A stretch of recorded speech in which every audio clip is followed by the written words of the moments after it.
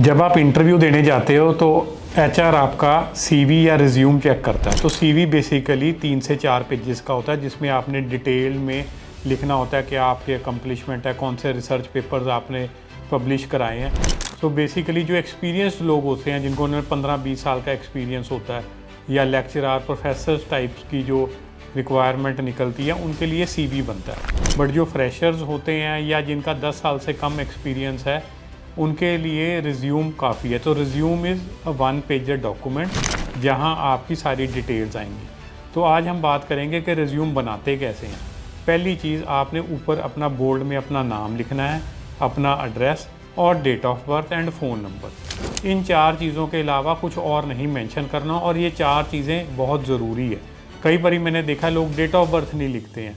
पूरे सीवी में देखना चाहो वो बंदा कितनी एज का है पता ही नहीं लगता, या परमानेंट एड्रेस ही नहीं लिखेंगे, सिर्फ ईमेल आईडी डाल देंगे, फ़ोन नंबर डाल देंगे।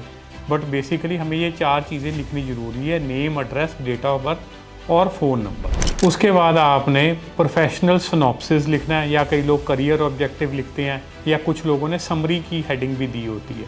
तो ये क्या होता है, जो आपने अभी तक एक्सपीरियंस किया, या अगर आप फ्रेशर हो तो आपकी क्या प्रोफेशनली आप इक्विप्ड हो।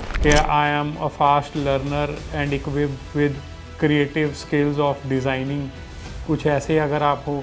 या आप लिख सकते हो I am a competent sales person having MBA in sales and marketing from this and this university.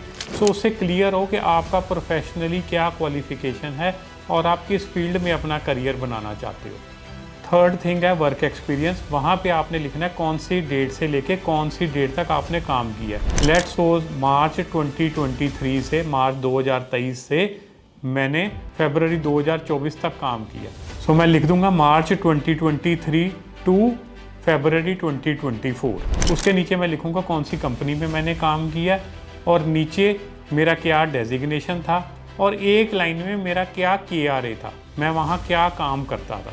सो ये वर्क एक्सपीरियंस आ जाएगा। अगर आप 2, 3, 4 कंपनीज़ में काम किया है तो work experience 1, 2, 3, 4 starting from latest, जहाँ से आप लेटेस्ट अभी रिलीव हुए हो वहाँ से, या आप कहीं पे काम कर रहे हो तो वहाँ पे।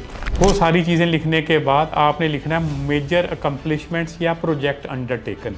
जो आपने ऊपर वर्क एक्सपीरियंस लिखा है 1, 2, 3, 4 कंपनीज़ में, उसमें आपने कौन से मेजर कोई प्रोजेक्ट्स किए या क्या आपकी अकम्पलिशमेंट्स थी। उसमें आप लिख सकते हो कि I got a prize as a best salesman in the year this and this, या जो भी आपकी मेजर अकम्पलिशमेंट्स है, या कोई आपने प्रोजेक्ट किया कि successfully launched digital marketing campaign for this project, या जो भी आपको लगता है कि मेरे में ये अकम्पलिशमेंट्स मैंने की, या ये मैंने प्रोजेक्ट्स बहुत बढ़िया किए, वो आप मेंशन कर सकते हो। एजुकेशन क्वालिफिकेशन में पहले आपने लिखना है आपकी क्या क्वालिफिकेशन है, स्टार्टिंग फ्रॉम टॉप। अगर आपने MBA की है तो MBA, BBA, 10+2 और 10th। तो क्वालिफिकेशन लिखने के बाद आपने लिखना है यूनिवर्सिटी या कॉलेज का नाम, फिर कौन से ईयर से पास आउट हुए हो। सो 3 कॉलम आगे। 4th कॉलम तब लिखना है अगर आपने 60% या अबव स्कोर मेंशन किए हैं 10th, 12th graduation, post graduation में। अगर आपके नंबर 48, 50, 55 हैं तो वो मेंशन ही ना कीजिए कि मेरे कितने परसेंटेज मार्क्स थे। तो बेटर यही है कि अगर आपके मार्क्स 60 से ऊपर हैं तो आप मेंशन करिए 62, 78, 85, ताकि देख के एक इंटरव्यूअर को लगे कि मेरे ये जो कैंडिडेट है ये इंटेलिजेंट बच्चा है। बट अगर आपके 60% से मार्क्स कम है वो मत लिखिए। नेक्स्ट पॉइंट इज़ आपका क्या इंटरेस्ट है और क्या हॉबीज़ है। अपने जो इंटरेस्ट या हॉबीज़ आप लिखोगे वो रेलिवेंट होने चाहिए। अगर आप सेल्स की जॉब के लिए जा रहे हो तो you can write down networking, you can write down travelling. But मैंने बहुत सारे लोग देखे हैं जो इररेलेवेंट इंटरेस्ट या हॉबीज़ लिखते हैं, जैसे कि लड़कियां मेजरली लिख देती है डांसिंग, कुकिंग। अब डांस या कुक करा के तो किसी ऑर्गेनाइजेशन ने देखना नहीं है अनटिल आप कोई इवेंट मैनेजमेंट या होटल मैनेजमेंट रिलेटेड कंपनी में जॉब करने के लिए जा रहे हैं। तो थोड़ा सा ध्यान दे के सोच के इंटरेस्ट और हॉबीज़ मेंशन करिए अपने रिज्यूम में।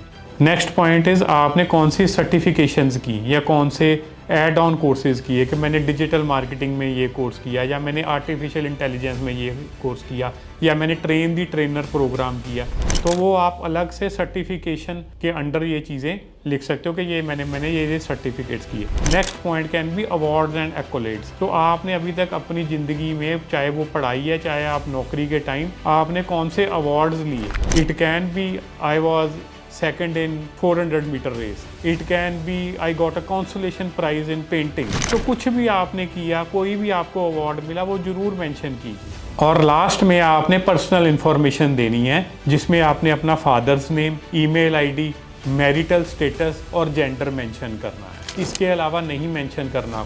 कुछ कैंडिडेट्स हमारे पास इंटरव्यू देने आते हैं, वो ऊपर भी अपना एड्रेस लिख देते हैं, एंड में भी लिख देते हैं, ऊपर भी फ़ोन नंबर लिख देते हैं, नीचे भी लिख देते हैं, डेट ऑफ बर्थ भी दो जगह कई बार मेंशन हुई होती है। बट आपने ध्यान रखना है जो फर्स्ट टॉप मोस्ट जो आपने अपना नाम, एड्रेस, डेट ऑफ बर्थ और फ़ोन नंबर लिखा वो नीचे मत रिपीट करिए। सो नीचे आप लिख सकते हैं अपना ईमेल आईडी, फादर्स नेम, आपका जेंडर और मैरिटल स्टेटस। और लास्ट में आपने एक डिक्लेरेशन लाइन लिखनी है, I hereby declare that the above information is true and best to my knowledge.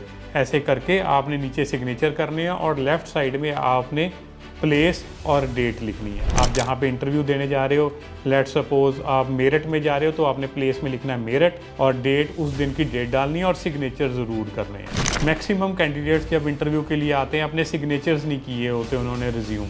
तो अगर आप इस तरीके से अपना रिज्यूम बनाएंगे तो आधा काम तो आपका उसी टाइम हो गया। बाकी जो आपने वहाँ लिखा है फ्रॉम टॉप टू बॉटम हर चीज़ ऑनेस्ट और ऑथेंटिक होनी चाहिए, कोई बढ़ा चढ़ा के नहीं लिखनी। अगर आपको लग रहा है कि मेरे हॉबीज़ या इंटरेस्ट में मैं कुछ करता ही नहीं हूँ तो मत लिखिए। अगर आपको अवार्ड्स मिले ही नहीं है तो मत लिखिए, बट जो भी चीज़ लिखिए वो टोटल ऑनेस्ट होनी चाहिए।